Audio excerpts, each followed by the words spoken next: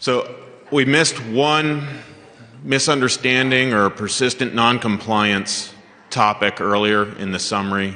Not quite sure how it was missed, but it came up at the reception the other night. And it centers around breakfast sandwiches. Yeah, breakfast sandwich. So egg on some form of bread, maybe some cheese, that's your choice, maybe some meat protein, that's your choice. But here's the persistent misunderstanding, or maybe it's just a difference of opinion, I don't know. The question is, what's the right condiment for a breakfast sandwich? How about okay, all right, we're data driven here, right? So how about nothing? Okay. I heard butter. Okay, butter. Is that a given? I don't know.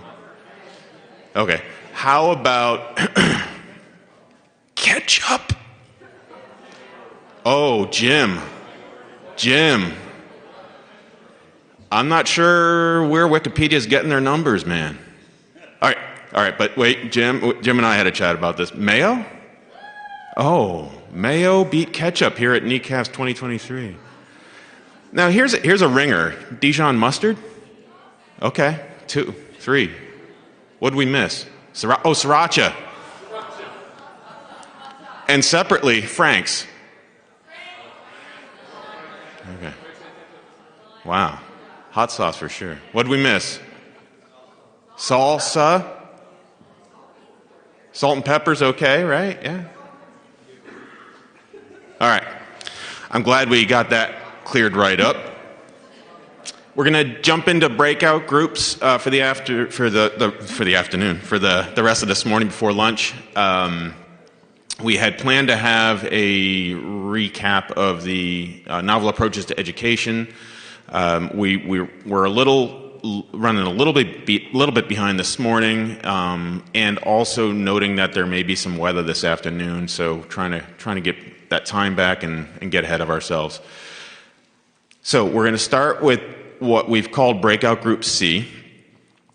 The educational group yesterday had Breakout Groups A and B, and they focused on some educational barriers and some potential solutions. And my hope is that the folks who are involved in those discussions in the breakout groups will bring those conversations into this next phase of the breakout discussions.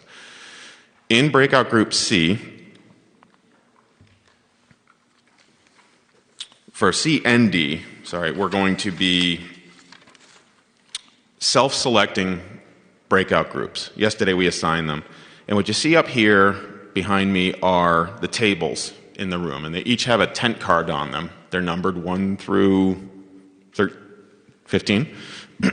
And on the upper right-hand side here, you see some of the misunderstandings, or I believe these are actually called the common non-compliance areas. Do I have all of them? This is from the email I got from you, so I'm hoping we do. So these are the areas that we're hoping to have some breakout group discussion on in Breakout Group C. I've sort of randomly assigned 1 through 4 to cleaning and sanitizing. If we find that we only have enough people interested in cleaning and sanitizing to fill 3 tables, we adjust. If we find we have 8 tables interested in cleaning and sanitizing, then we adjust. So we can just start with this. There are facilitators who have volunteered to help. They've not been assigned yet to topics. So the next probably 5 to 8 minutes is going to be a little bit of chaos. And we're going to settle down. It's going to feel a lot like 2016 with FSMA implementation and guidance coming out, right? So these are the initial assignments. The ask of the facilitators is you should have an email from me from this morning with a link to a document or an attached document. Based on what table you sit at, choose the right document. It has a group number. Your group number is your table number. So each facilitator, choose a table.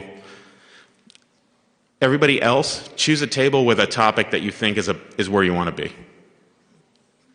And there may be places where you need to adjust because we may find we have more people on a certain topic. Seem like a good start? Thanks, Mary. Anything you want to add?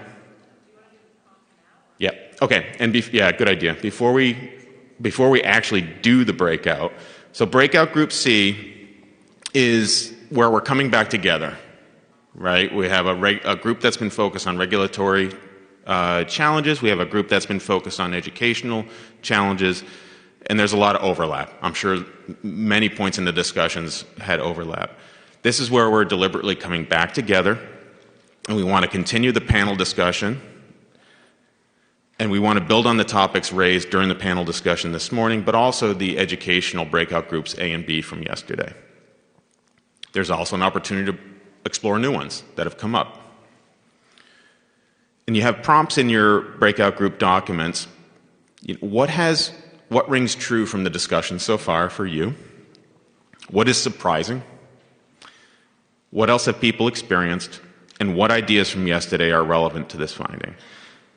Today we will be doing some reporting out between breakout groups. So the action or the ask of the breakout group facilitators is to find a note taker for the table and start building a list of some of the key things your groups talked about, and we'll have a little bit of report out between these. So those are the prompts. Does anybody have any questions yet? That's surprising. Okay, let's do it.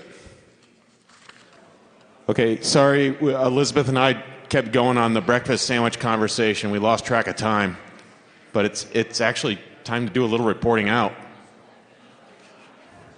And we're going to go table by table. Table number 1. So we're looking for about a minute.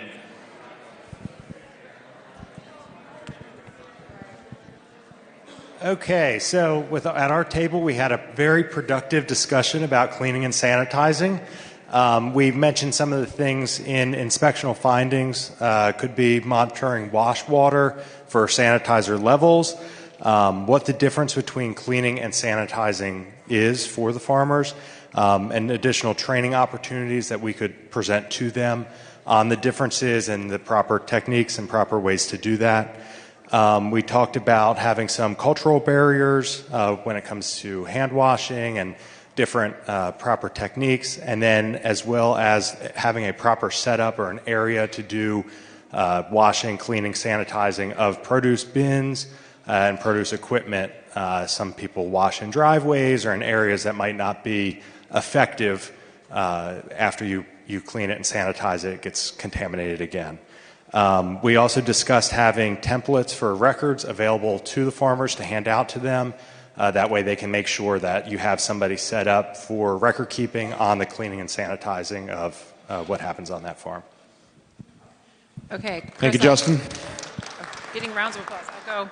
Okay, hand washing.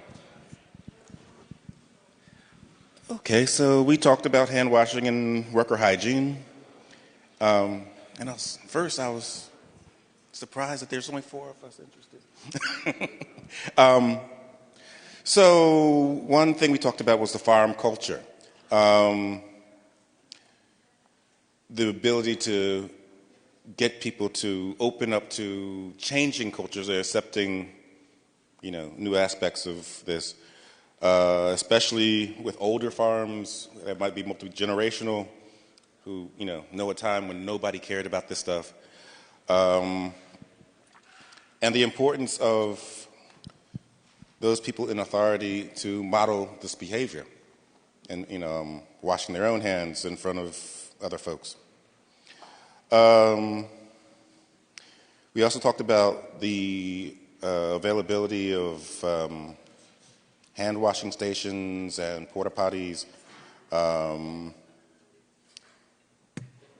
locations that are convenient to where the work is being done, because nobody's going to walk a quarter mile, right? And visibility.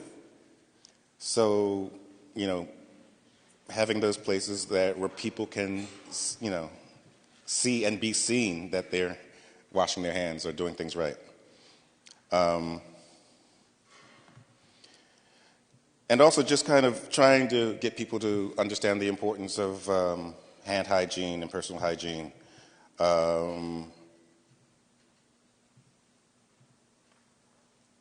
Breaking down kind of, not going too far into the woods, but the science of hand washing, what are you actually doing on different levels?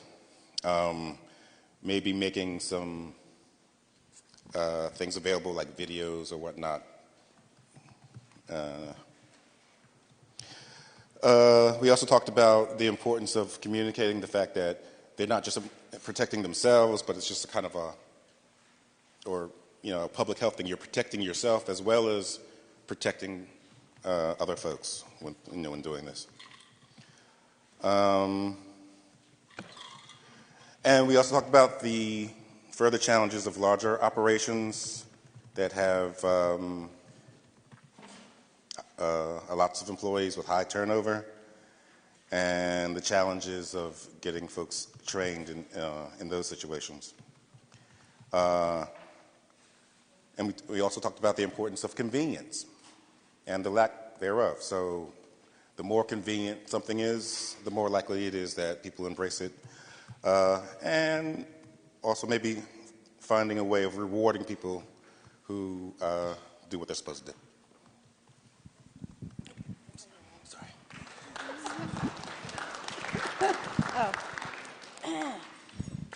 Okay, so we were talking about cleaning, excuse me, cleaning and sanitation. I need to make this bigger. Hold on. Sorry. Wait, door, old eyes. There we go. So what rings true? Yes, all of it. We've all seen all of the things that were talked about up there. What was surprising, we all kind of went, do you expect farmers to clean and sanitize equipment after every use? In our experience, it depends on so many circumstances. Farmers need to do a risk assessment around that. You probably are all aware of, is it muddy? Is it a high-risk crop? Is it a low-risk crop? Is it all the different things? Because farmers are not necessarily going to have time to clean and sanitize after every use. Maybe cutting tools, that's the one I say you've got to clean and sanitize after every time. And then, so that led to how do we help farmers meet inspectors' expectations when there is some difference in inspectors' expectations? It's always tricky. And of course, the inspector should be visually inspecting the equipment, and if it's clearly not adequately cleaned, then they're not cleaning and sanitizing frequently enough.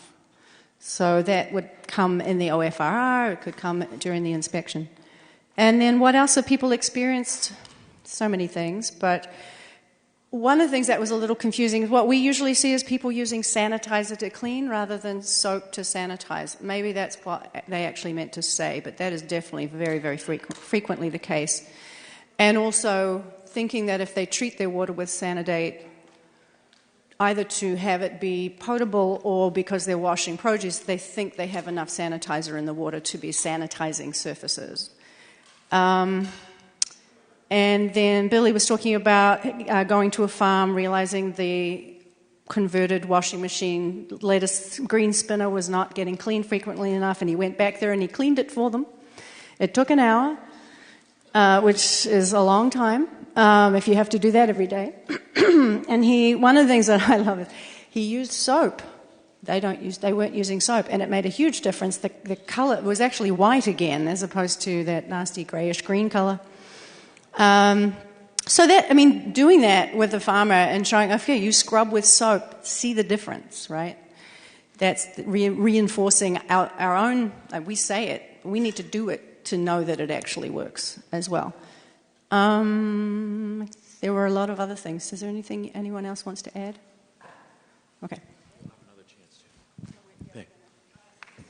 Thanks. All right. So table 9, we did worker training, and first want to acknowledge the top 2 things that we saw up there on the inspector training list were cleaning and sanitization and record keeping, with 3 checks across the board, scoring pretty low in the inspection. So that I want to also say that I think that stuff is symptomatic of worker training issues. So poor scoring in those accounts could be improved with worker training. And we had a good point of that it's really better to establish good habits up front, and this is about good habit forming around that stuff, and rather than start wrong and try to fix it later. So the things we really looked at were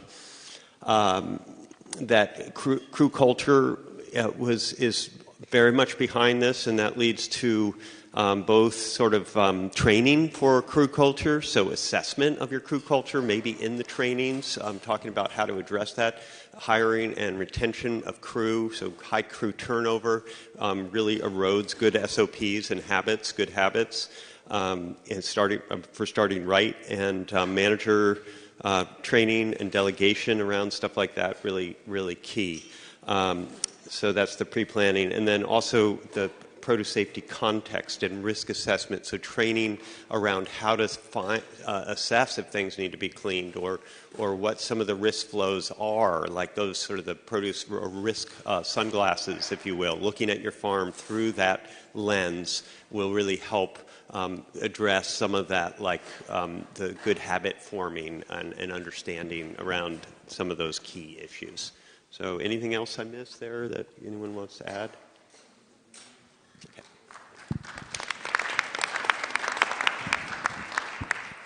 So we've heard some great things about cleaning and sanitizing, and our table may or may not have gone in that direction. We were having some great conversations, so I'm going to report out what we talked about. We talked a lot about the why. This table talked a lot about the why and why it's important to build a relationship with your farms and farmers. And if you explain the why, explaining why something needs to change, it makes a difference. It makes sense, and you're going to get buy-in regardless of which of the topics that we're talking about at the tables today. And we're looking for changes in small bites because this new rule to some of the farms is really big. But if you can feed it to them in small bites, whichever part of this we're talking about, it makes a little more sense. It makes it a little easier, and they feel like that they can do a little bit more. And not only that, but if you're on the farm, when you are finding challenges that they have, obviously looking at the high-risk items first and making sure you're pulling those out, because we all see that they gravitate to the easiest things to fix rather than the most important things to fix first. Small changes can make significant impact. That was something that was talked about a lot.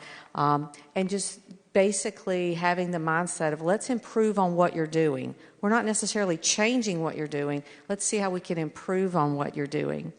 Communication is absolutely the key, and you have to have those touch points with people in order to build that relationship and communicate with them and help them improve on what they're doing. Reminding the farmer that food safety matters, and that's going to come in those continued communication opportunities that you have. When you're talking about food safety, making sure that they understand that having good safety programs on the farm also equates to having good quality programs and good quality food produce. Flexibility is key in all areas of what we're doing, helping them and being flexible and coming up with ideas. One of the panelists said, I've given them 3 or 4 options. Being flexible, what they have, how can they make things work for them? When you're out there more frequently, if the opportunity is available for you to be out there more than once every 3 to 5 years, that's holding them more accountable, that touch point. Somebody even made a comment, in that off season, if you can just have a contact with them, whether it's by phone or something like that. And the comment is frequency is something programs can't change, so we make the best of what we can do with that. Thank you, Brenda. Our table was concerned with worker training. We had a good mix of people here, educators, researchers, program managers, and inspectors. No one at the table was especially surprised by anything that they heard on the panel. But they were things that did ring true were the importance of building a food safety culture. It's far more optimal to have a personalized, customized food safety training. We did discuss how a lot of training can sometimes be misaligned. Farms, you ask for food safety training, and farmers would be like, "Oh yeah, I did the pesticide training," or like, "Oh yeah, I showed them the OSHA video." which is not what we're asking for. But also sometimes having a third party do their food safety training or do training, but that doesn't actually include any topics related to food safety. So sort of auditing what it is that you're paying for and what it is that your employees are learning. We discussed that training could be influenced by the consumer or buyers, requiring farms to work with Extension or with other groups, or making contact with departments of ag so to make sure that they're getting the proper training before they're purchasing any of their product. Obviously, time and money and skills are a barrier, not having someone adequately prepared to train. But that all goes back, I think, ultimately to food safety culture. That's what we discussed. And trying to maintain a food safety culture even through staff turnovers, and sort of being persistent, and also role modeling. If supervisors and farm owners and managers are not properly washing their hands, if not following the training that's being laid out to employees, employees won't do it either.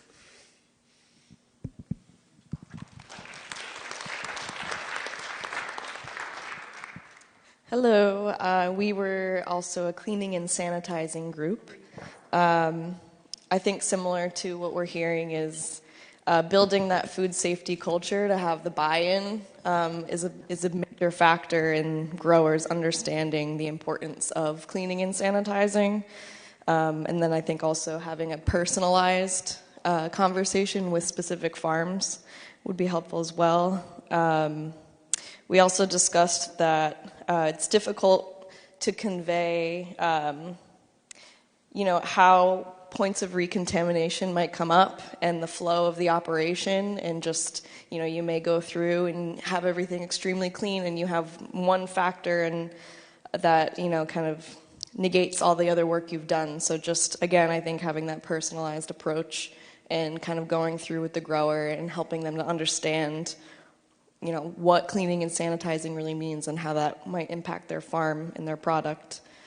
We also discussed there's sort of a gap, we think, between, what solutions inspectors are seeing on farms specifically for cleaning and sanitizing, and then also, and the gap would be between that and, the education that we have available is a little bit more higher level. It's not specific to farms, so we thought it might be useful to have some sort of reference of what inspectors are seeing as solutions. And I know, I've done many inspections where, the solution might seem really obvious to you as the inspector, but you're not going to provide that answer. So having more references in that moment would be extremely helpful. And then we also discussed just communicating how sanitizers work is inherently really complex and difficult. So having useful tools to convey how sanitizers work, and then just in general recommendations for cleaners that are effective on the farm. And I don't know if there's anything else you'd like to add. All right, we're all set.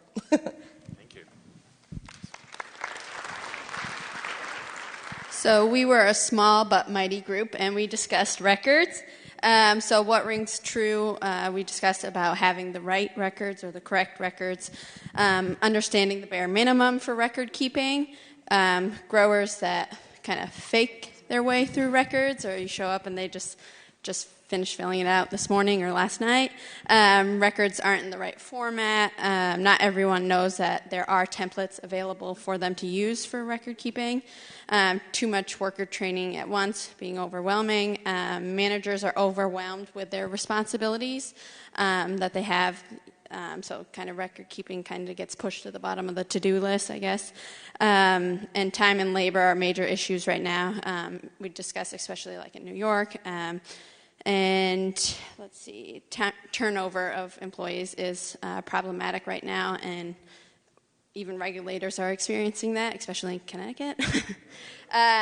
What we found is surprising. Few people have mentioned that there are some apps out there that help make record keeping easier. And then what else we found was surprising, that recommending photos for records taking photos actually are hard to keep track of as well. And a photo can only say so much or explain so much. What else have people experienced? Major themes for inspectional findings covered main issues that we've seen on farms. Some producers have very sophisticated records, and particularly with great computer skills as well. And basic other things that we've experienced, basic clipboards hanging exactly where they need them can be very effective, simple, and cheap, and then some great systems on multi-generational farms where families, members taking over the farm prioritize food safety and are versed in the new rules. I think that was it. Oh. We have more. Oh, yeah. Is there more? Oh, yeah, we have a lot more, but anyways, we'll keep it short. We'll pass it on.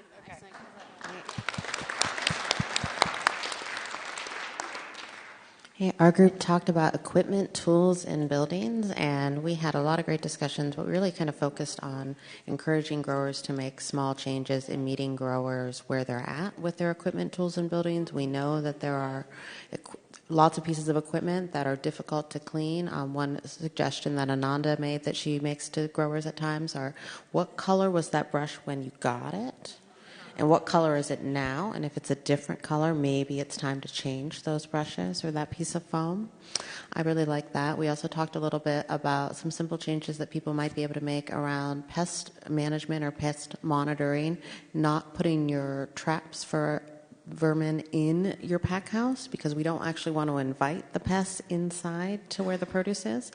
And we, talked a lot about things like bird control and the fact that people are operating out of older buildings and that's what they have. So we're going to work with them to make those small changes with the equipment, tools, and buildings that they have. We also discussed the need for maybe more farmer-to-farmer resources that could be on the clearinghouse, probably are on the clearinghouse, and we may not just have looked at them in a while, and particularly how beneficial videos in starring farmers can be in creating educational materials for other farmers. Anything else you want to share, Ananda or Madison? Anyone else? Cool. Thank you.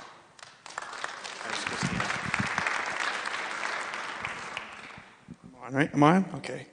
I think I'm one of 3 people standing between everyone and lunch, so maybe keep this a little bit short.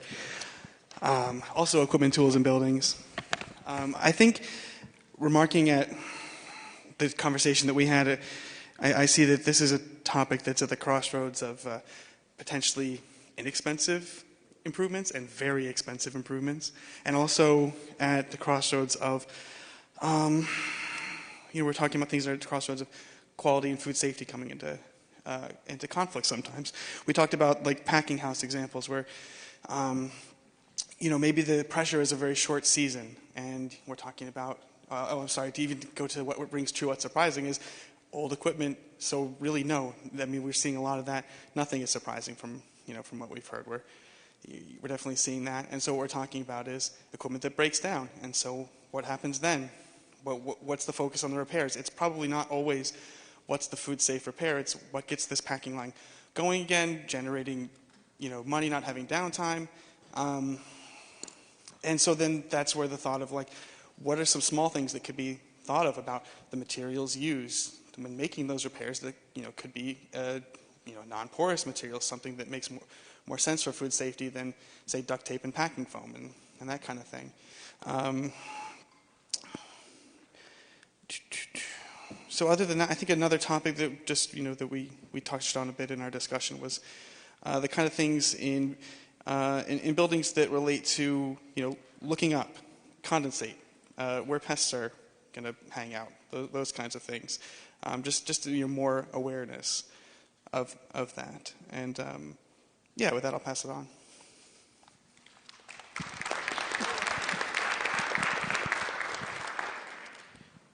All right, we're table 7, also equipment, tools, and buildings, and a lot has already been touched on by the other groups, but we'll just share a few of our other discussion topics. We talked about a lot of different things, but birds and bird feces in buildings came up, and how to manage that. Facilities that are icing product and certain ones that might be actually keeping ice on the floor of a room, and how that's can be an issue and how it could be managed better. Older buildings are really common that we find, and the challenges with those buildings not necessarily being designed for that purpose, for produce even originally, and certainly a lot of sanitary design issues there. We talked about animal intrusion. Water was a big topic that we talked about, being I had a quote here, being a friend and also a foe for the grower. We need water, but it's also a challenge in trying to explain what the risks are related to water within, especially like a packing house. And also talked about hydrocooling, some specific challenges around that. And then, again, sanitary design for a lot of the smaller scale equipment, and I guess even the larger scale equipment that we see. That's a really difficult topic because growers are kind of, they don't have a lot of great options for the equipment they have. So it's a matter of what can we do about cleaning these and keeping them clean. And yeah, that's always a challenging topic. I think I'll end there. Thanks.